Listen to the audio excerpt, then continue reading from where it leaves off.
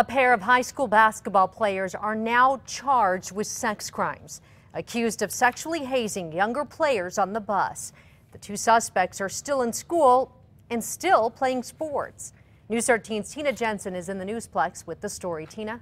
Jessica, the incident took place on a bus trip back from a basketball game on the road when police say two older players took turns simulating rape on younger teammates.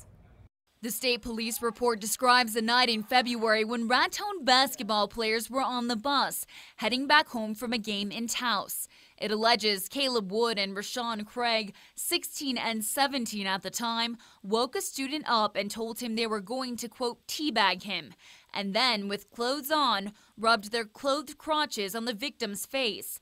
They also allegedly simulated rape on two other students.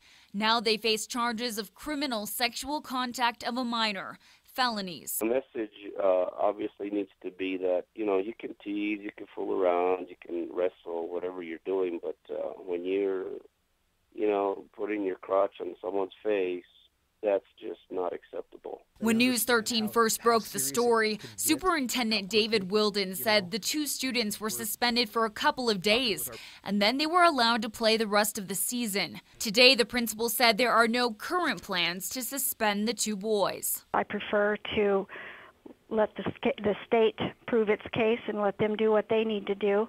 We have already handled this preliminarily, and if things come down and the state makes further choices or does something else with these boys, then we'll act accordingly. The DA says the boys will not be charged as adults. If the two students are convicted, the most they could face is 2 years in juvenile lockup.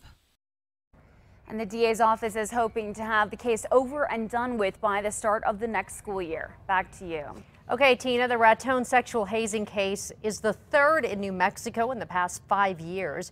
In 2008, Robertson High School football players sodomized younger teammates with broomsticks. In 2010, a pair of Valencia High football players held down a younger teammate and sodomized him with their fingers.